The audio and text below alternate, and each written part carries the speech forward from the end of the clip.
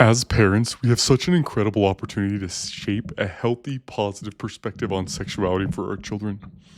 In this episode, we're going to explore a variety of creative ways to reinforce those key messages and values, even in the midst of everyday life.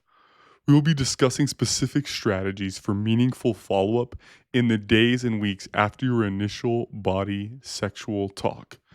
Things like capitalizing on emotional connections, celebrating the amazing design of the human body, and using media moments as a teaching tool. You'll learn how to seamlessly weave these topics into your regular interactions, keeping the dialogue open and helping your kids to develop a godly understanding of sexuality. We will also tackle the tricky balance of being open versus oversharing and discuss practical tips for involving both parents in an aligned approach. By the end, you'll be equipped with a toolbox of ideas to make the most of every opportunity to positively shape your child's perspective on this critical area of life. Welcome to Fostering Godlike Sexuality at Home. Our goal here is to empower parents to teach their children to see sex in a godlike way.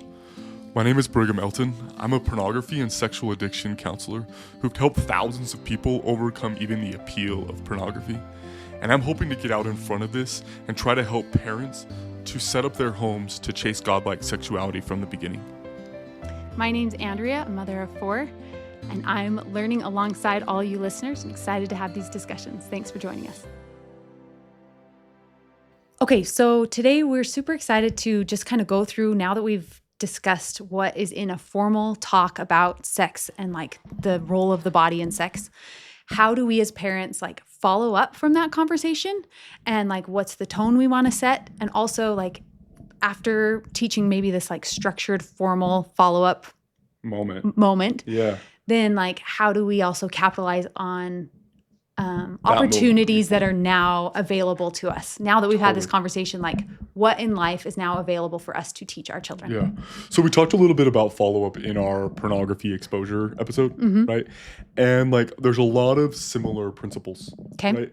And these similar principles are really about the first week to 10 days, right? Like those first 10 days, like we really want to help this become a memory. A principle in our home is that like when we go on these trips, actually together with my kids now, I used to make them by myself, but now they've really enjoyed making with me. But we make these like 5-minute YouTube videos about our family trip, right? So cool, yeah. And as we relive those moments together, make the video, watch the video, we start to anchor that family trip as a family connection moment, right? It mattered, yeah. Yeah, and so when my kids think about going to the cabin, they think about the movie. Like they actually think more about the movie than probably about the memories. Oh, and yeah. the movie then initiates memory Memories. connection, right? Yeah. And so we're trying to help this formal conversation have memory weight. Okay. What will increase that weight is for them to rethink it consistently, Yeah. right? And so we have some structure that's the goal is to keep them thinking about it. Right. Like, so we are kind of teaching in the same vein, like we want to do a follow-up of some sort in 24 hours, in like 72 hours, and then again at like 7 to 10 days. Yeah, exactly. Yeah. And like, again, the first one, right, is very, very quick in passing. Like, honestly, most parents would do this and wouldn't call it a follow-up, but it is one. Yeah. Right. And just this pass of like, hey, I really enjoyed having this conversation with you. Hey, squeeze on the shoulder, hug, whatever. Yeah. That's it. Like you just brought it back up in their head. So now they're rethinking about what they learned. Exactly. And the tone of that conversation and what it meant. Totally. And now it's being connected with the emotional energy you brought just barely. Yeah. Right. And so like, especially if your emotional energy didn't end how you wanted it to, right? Maybe you were interrupted at the end of your combo or whatever. Or it fell flat, or you felt like they were ready to be done. Right. Just this come back and be like, man, I really enjoyed like thinking and learning that with you yesterday. Cool. Done. That's it. And like you just brought this, I liked this energy, which would then they're going to store this memory with, I liked this. Right. You know? And like, I think that's a follow-up moment that you can have with both parents, like either together or both parents can just do it on their own within that 24-hour window. Yeah. Yeah. Like honestly, like obviously we're setting up optimals and like what really happens in life is not always this way. No. Right. But if both parents could do one of those like passing one sentence moments in the next 24 to 48 hours, like that is awesome. Yeah. And you were anchoring this moment to that kid's brain where like, oh, this was a cool moment for me. Uh-huh. You know, now this isn't something I would be doing just with sex, right? Like this Right. is a principle of parenting that like when you have these awesome moments, like within 24 hours, if you can just be like, I loved this, you know, like that's awesome. Like me and my wife sometimes will sit at night and we'll celebrate the great moments of our kids. Yeah. You know, and we've learned that if we actually start to do that a little bit at family dinner, so our kids watch us celebrate them, Yeah. like that actually does anchor these awesome moments. You Yeah, know? that's super cool. And like you could even be sitting at dinner and be like, man, I really enjoyed our conversation with Charlotte yesterday. Yeah. You know, and like you just followed up and anchored that moment, and you didn't even talk to her, you just talked to your wife who's next to her, Right. right? And like those moments bring anchoring power. Awesome.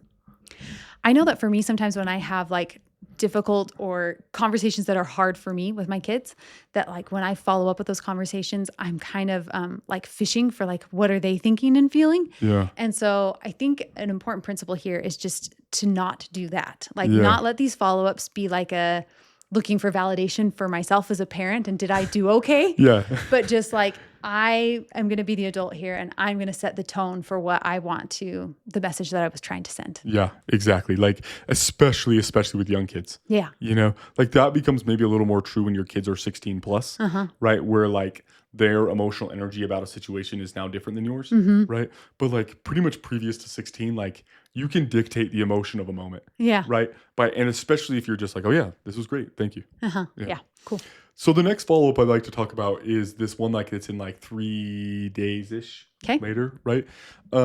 You and me and my wife, after we have this conversation with my kid, like are going to kind of talk about it and be like, how do you feel like that went? Like, what did you think? And we're going to talk about kind of our goal, right? Which our goal, if you listen to our conversation with Charlotte, right, was really to celebrate the body. Yeah. And how awesome and amazing this creation power is. And so like that is an awesome opportunity after my wife and I have rehashed it to then take that to my daughter and be like, hey, there was one thing I want to add, right? Or I was just thinking, or mom and I talked last night about our conversation and I just really love this part and I want to Re-emphasize that goal. how amazing the body is and its ability to create. Yeah. Right.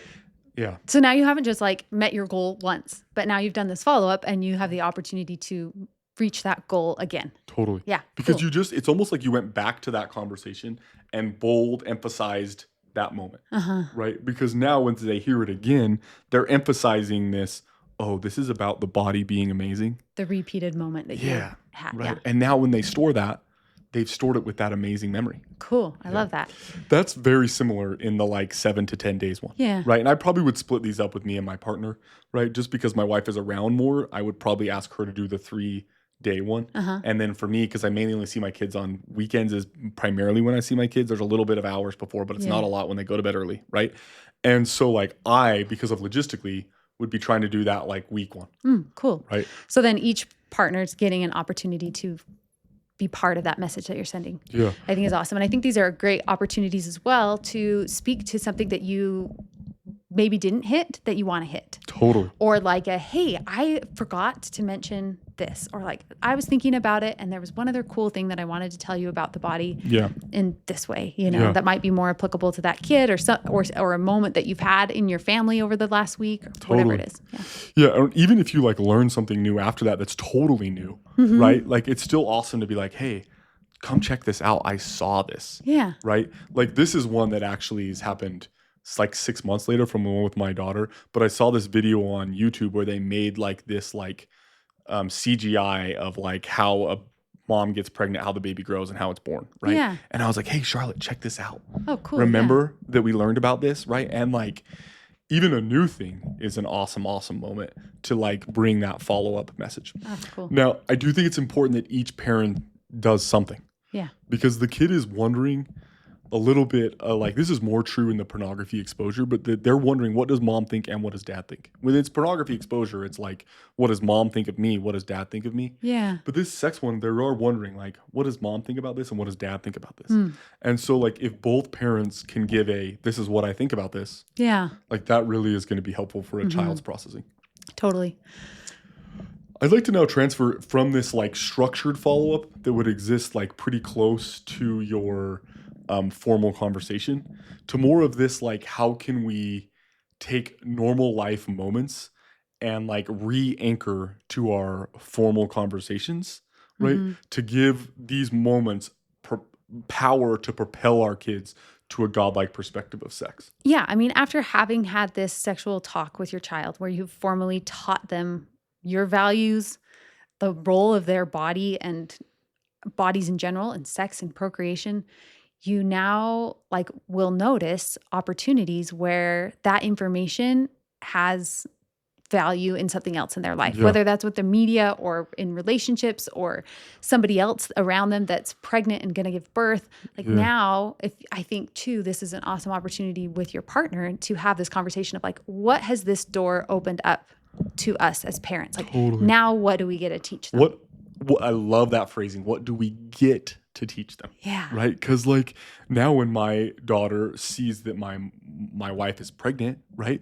There's more meaning to that. Yeah. Right? Like recently she pulled us aside and she was like, Dad, I know how you can have a boy. You just need to leave the penis in longer. And That that'll is lead awesome. to you having a boy. And I was like, oh, that's a great thought, Charlotte. Like I wanted to like obviously I'm not like Celebrate that's not how the it works, thinking about right? it. Yeah. I'm like, oh yeah, like that's a good idea, you know? I was like, actually I've done some research about how that works. Oh. And here is actually how it works, you know? That's cool. And like, but I do want to celebrate that she's thinking about it. And I want to laugh about it with my wife a little bit. Yeah, That, like, this is totally. the best, Yes. you know? And like, but you're right. Like now my wife being pregnant has way more meaning Mm-hmm. than before, Yeah. right? Or it does to my other kids, which is sweet because now I can be educating my kids at their level Yeah. because my one daughter understands verbiage a little better, Right. right? Yeah. So cool. Let's kind of go through some moments and like how maybe you could anchor that moment to a formal conversation, right? Let's start with like seeing a woman breastfeeding. Let's start with that one. Yeah. So like if you saw a woman breastfeeding, like how could you anchor that to a formal conversation to let's do one of your boys? Yeah. And I would say probably my boys may not even notice Yeah. a woman breastfeeding as easily as maybe a girl would or just different personalities. But like I would actually try to point out that moment now Yeah. and actually be like, hey, did you see so-and-so breastfeeding? Like, remember when we talked about how the breast works and how amazing it is that it can nourish a child? Yeah. I just wanted to point that moment out to you because now you know more about it. And it's awesome Yeah. to be able to celebrate that. Yeah. Awesome. I think that's such an awesome moment, right? And it's not requiring a lot from your child, Right. right? You've just brought it up in their head and they're going to think about it on their own. You're not asking them to verbalize their thinking to you, Mhm. which that's difficult, Right. you know, especially when in a semi-new topic. Right. Exactly. Yeah. Now we're just asking a kid to hear your process about something they know, Uh-huh. right? And that's pretty much it, Yeah. you know? Another opportunity like is in movies, right? Where you watch physical intimacy happen, Yeah. you know? And like sometimes there's this energy shift, right? Now kids aren't super sensitive to this energy shift until I would say 10 plus. They're pretty more sensitive to that energy shift. They are aware of the relationship shift Yeah. earlier than that. Okay. But a sexual energy comes a little bit later, right? All right. And so like with a young kid, you can talk about like, oh, look, like that intimacy seemed to change their relationship or them getting married changed their relationship, right? Yeah. And like this physical intimacy being a sign of relationship connection, I think can really be taught then as part of this like messaging, right? Right. I think too, like if you have like a scene shift from like a couple, you know, getting closer and then kissing and then like it's dark and then all of a sudden it's morning and they're together and maybe Yeah. it's not even like super like visually sexual, but it's sending the message of sex. Yeah. Especially if your kid's younger, I think those are great opportunities to be the one to point out like, hey, like that shift in scene is kind of skipping over this, like they probably had this closer, intimate sexual moment. Yeah. This private sexual intimacy. Yeah. Yeah. Private sexual intimacy. And it's trying to like let us know that without showing it. Right? Yeah. I think that's so cool because like again, when we talk about this we're doing this because we want to be their primary source of information. Totally. Now, all of a sudden, when they see that media, they're not thinking like, oh, I just have to assume what's going on. But like mom and dad are still in this teachers. with me. Yeah. Yeah. Like they're still teaching me even in these media moments. Totally. Right. And I was going to say also, like, they're going to get to this age where they notice like their culture and what shifts in their culture. So they may go to a friend's house and the friends might like fast forward a scene. Yeah. Or a friend's parents, like everything, the feeling in the room might shift and there might be this like kind of freezing, like, oh, what just happened? Totally. And how do we move on? And how do we like kind of avoid talking Yeah. about sex? But if they from us at home are getting this like, no, I'm not going to avoid this. Yeah. And I'm also not going to like over moralize these moments, but I'm just going to teach you what is happening. Yeah. That's I going to love be powerful. Because the teaching without over moralizing really is what matters, you know? Because like if a kid is well educated, like most of the time their morals will end up in a great spot, Right. you know? Yeah. Like the education is the foundation of morality, you know? And so like as a child gets more and more knowledge, like that's really going to help them Right. move forward. I think another thing that can, Go ahead. okay. Yeah. Just another thing that can be capitalized is like you and your partner's relationship. Totally. Now your child sees that your relationship has something that they didn't see it had before, Totally. right? And so you can teach about the importance of your relationship in a deeper way. Yeah. Yeah. And like it's not terrible to say it either. No. Like it's okay, right? It's okay when my daughter's like, how come I have to go to bed? And it's like, well, mom and dad want to spend some time together and try to connect with each other sexually or trying to connect with each other physically or trying to connect with each other emotionally. Like I want my daughter to hear that we're making efforts to connect in all these lanes. Yeah. You know, and it's okay for sex to be part of that. Yeah. It's like, it's interesting because when I think about my experience, I think like I've always wanted my kids to know, I thought I always wanted my kids to know that like me and dad have sex and like we enjoy it and it means something to us and it's important to us. Yet at the same time, like I carried this fear of like, but I don't ever want them to like think in a moment like, oh, maybe mom and dad are having sex, or like, oh, did they just have sex? Yeah. Or like, when are they having sex? Like I didn't want them thinking about that. And so just trying to think through as a partnership too, like where can we open up that? Yeah. Because especially as we transfer, like this is a little bit down the road to a teenager, but like we're going to try to teach the emotional side of sexual intimacy and how it shifts a relationship and the way you think about yourself and the way you think about your partner and how safe you feel. There's no frame of reference for that. Right. And their only frame of reference for that is you. And if you were overly private with your sexual intimacy, like how do you expect a kid to learn that? Right. Because then they're just going to be wondering, Yeah, right? Like they're going to be conceptual. preparing and thinking and trying to idealize what they want in a sexual relationship. And they're going to be thinking like, well, when is it okay? And like, how often and like where and how, how do we get there as a partnership? And like, how do we make that happen? And as parents, if we can speak to that, that's going to be amazing. So my wife and I, when we were first married, we had scheduled Sunday sex. We called it Triple S. And we thought that was important in our partnership, which I do. I think scheduled intimacy is important in a partnership, right? And like we were hanging out with all my siblings, which I'm the oldest. And so they're all like young teenagers. My sisters were at the time, like they were probably, I'll say 10 years ago, they might be like 13. 13, 15-year-old sisters. And my wife and I are like, oh yeah, we got to go. And they're like, how come you guys have to leave? And I went like, well, we have like something scheduled, And they're like, what? And my wife's like, oh, sex. That's awesome. Yeah. And I was just like, and they were like, whoa. And I was like, yeah, we think it's important for us to schedule this into our lives. Yeah. And I think there was we didn't capitalize that moment as well as we could have, but even that little moment was a shift for them in the way that I think they thought about sex. Like it wasn't this like dirty thing. Yeah. It was this thing that we as a couple were using, this newlywed couple, we're probably married for 3 months, that we were using to connect with each other. Right. And I think that messaging is going to have to come via some level of openness. Yeah, absolutely. Especially openness in a teenage phase.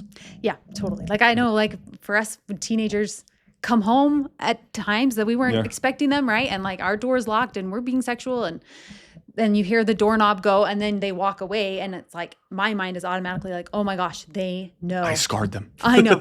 And I'm like, why am I so afraid of them knowing what is happening right now, And it was important to me at some point to just address that and like go out and like talk to the teen about how their night was and just be like, hey, I just want you to know like sex is an important part of my and Dad's marriage, and I'm so glad that we Yeah. have a way to connect in that. Yeah. And we want that for you one Yeah, day. we want that for you one day. Yeah. Yeah. Yeah. I think that's awesome. And now I think this is very counterculture, Totally. you know, like, and if you're listening to this and you're like, oh, I'm not that comfortable with it. Yeah, it's okay. Yeah. Just like let it simmer in there, you know, because like you'll be surprised, I think, where you end up, you know, because like in my head, I'm like, how else could I teach this to my kids? Right. About the importance of sexuality in their partnership. You know? Because they're getting sexual messages everywhere already. Totally.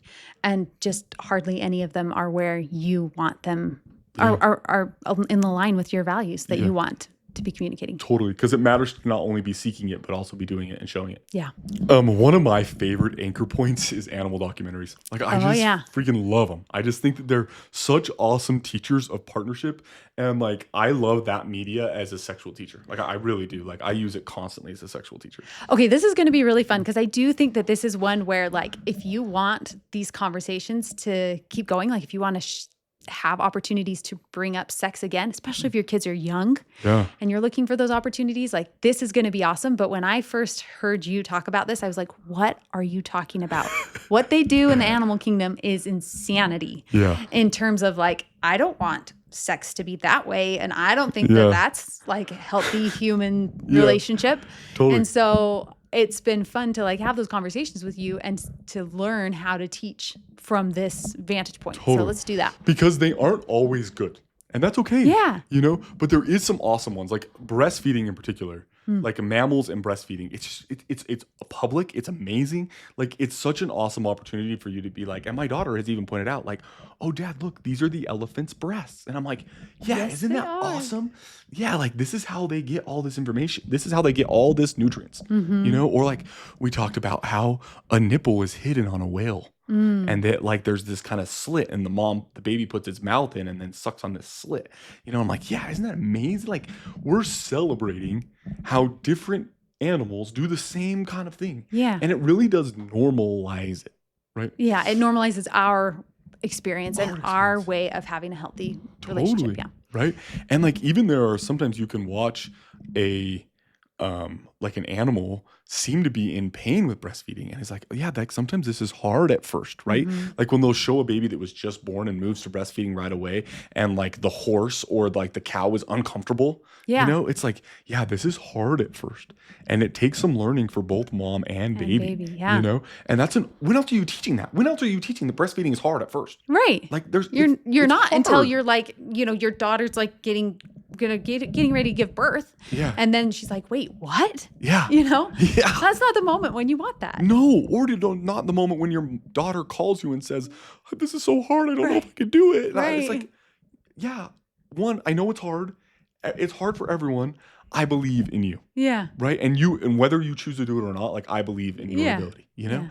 Like, yeah, awesome moments. You don't get to teach that other ways. Right. You know, and so I love using animal documentaries. And if you need one, like I love the mating game that is just, it's all about how they mate, you know? Cool. There's just there's life cycles, right? Like check out BBC Nature. It's everywhere. Yeah, you told me about one called Life Story, I think. Yeah, and Life that one was Story. really awesome because it had several episodes. So again, you can re-hit it several times. And then also like took you through the whole life cycle. And it puts sex or mating like in the context of the entire animal life cycle. And so like I use this as a point constantly because honestly it is fascinating to me. It's fascinating to me what animals do and how they're sexual in different ways. Like we'll talk about an albatross, and an albatross is an animal that like won't touch land for like 2 years. Yeah. But they are monogamous. They are committed to one partner. They will come back. They will find their one partner. They will then reconnect by this intimacy of like hitting beaks together, you know? And it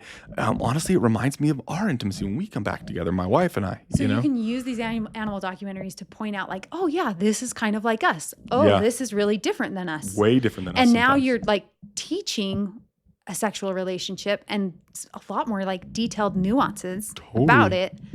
In the context of like, we're just watching an animal. And even when there are ones that you don't agree with, like for example, like I would not have sex like a lion has sex, you know, which we'll go over that in just a second. But like, but there are some awesome things about a lion pride, right? Where like here they both are contributing to this family. Yeah. Like here is this male lion who is protecting and guarding and taking care of the kids and like keeping their territory Yeah. safe, and so that there's animals to hunt, right? Like, totally, right? And then here's this mom who is hunting and preparing food and like, right? Like there's all these things that this mom is doing to contribute to this family, you know?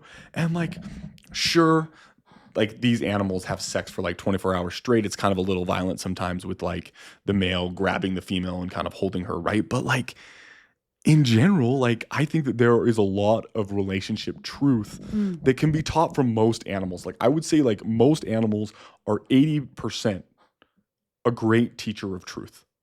20% can sometimes have some oddities, you know? I think it's awesome to hear that like you are being able to express like those differences, so that there's things that you think are positive and things that you're like, oh yeah, I don't want to have sex like a lion has sex in these ways. Yeah. But that you're also teaching that you can have those conversations about what's different without it being super heavy. Totally. Because so often we're teaching, right, like the law of chastity and the win and the like what Yeah. is right for sex, that like we're not, and we're teaching it with a lot of heaviness. Totally. Now here you're You teaching ever it. sat in with the youth and all of a sudden they say, we're going to talk about law of chastity today. And they just bring this.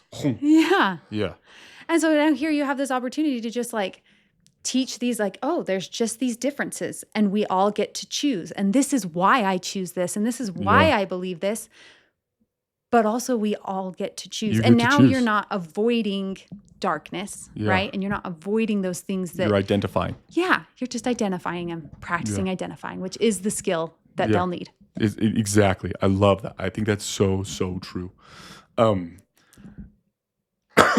Now, this isn't super formal during this conversation every time, Right. right? Like sometimes it's like, oh, I like that. Or sometimes it's like, oh, I don't like that. Or sometimes it's like, hey, mom and I are like that, you know? Yeah. And then sometimes it's like, oh, I would never do it like that. You know, Yeah. and that's it. That's the whole thing. Like I don't have to sit there and lecture them and take them through this, get my laser pointer out and be like, okay, like this, what this animal's doing, I wouldn't do. And this animal's doing, I would do, you know? But you're also just setting that tone like, oh yeah, I can tell you my sexual values. Yeah. We can talk about sex and our opinions on that. Yeah. Right. And I think sometimes my wife and I are not the same, Yeah. you know, where I'm like, oh, I think it's so awesome that he's this. So like there's this antelope who actually doesn't eat for like 3 months almost. And he protects the females that he has in his field and he chases off the males for like months. Right. And I'm like, I think it's so awesome that that man has that level of dedication to his like partners that he is like, I'm not eating. Like, I'd rather imagine protect going my without partners. eating. Yeah. Yeah. And then my wife's like, I kind of don't like that he's keeping all those women there. Yeah. You know, and then he's kind of trapping them, you know? And I'm like, oh yeah, I didn't think, and that's awesome. Yeah. Like, who cares? Like, it's not like we're going to actually be these antelope. Just to like say what you like and don't like is so positive. Powerful. Even if it's not, if you don't see it the same. Even if you don't see the same. That's so true. Like we watched one on elephant seals, right? And Yeah. like the same thing was happening. These elephant seals were like rolling over the females and trying to keep them in their harem. Yeah. And I'm sitting there thinking like, oh my gosh, like, I don't know. But then now that I'm a little bit removed from it, I'm looking at it and thinking like, yeah, isn't it cool that those elephant seals work so hard to protect what they feel is theirs, right? Their unit. Their unit. Yeah. Yeah. Yeah. Yeah. I just think it's so, yeah, it's such an awesome moment. And then you can speak to like what that looks like for a human if you want, right? Totally. Like, here's how we work to protect what's ours. Yeah. Yeah. I think that's a very safe media that also is like, it feels less pressure on who I am because like they're not humans, you know? And so it's easier to say like, I like this, I don't like this. Yeah. Because it's not humans. Yeah. You know? And so I think that's a really powerful anchor point that I honestly would like recommend most parents trying. Totally. You know? Like it's a very easy one to try. It's been really successful for us. And it's been awesome for me to like practice seeing sexual values Yeah. as a parent. That's a great way to just see where you're at and to speak them. Yeah. Because you'll freeze a lot less when you see that. You know, the one thing I think is the freeze that sometimes takes the longest is seeing animal penises. Like that's the one that I think is like, and honestly, like you mentioned this a couple episodes ago about like, how do I choose to think about the male penis, you know? And I think that honestly, like it's really helped my wife to like see penises in more situations than just like a male penis we're about to have sex. Right. You know? Right. And like I think that even that processing for her has been really helpful. And I think that's passing to my kids. Like there's become less oddity about like our dog's penis, Yeah. right? And I think that really is a powerful, powerful moment to anchor to. Awesome. I love this animal thing, but I think it's important that we come back to like where we started here, Yeah. right? With this, like we're following up with one of these formal body conversations. Yeah.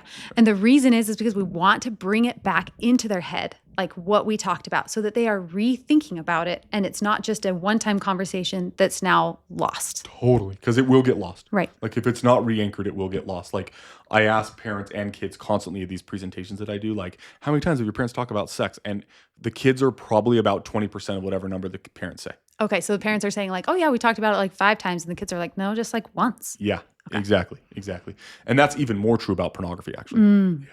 Yeah. But like we also want to anchor it with a certain emotional energy. Yep. Right. And so like this is a great time to bring back the emotional energy you are hoping this gets remembered with and team those two things together.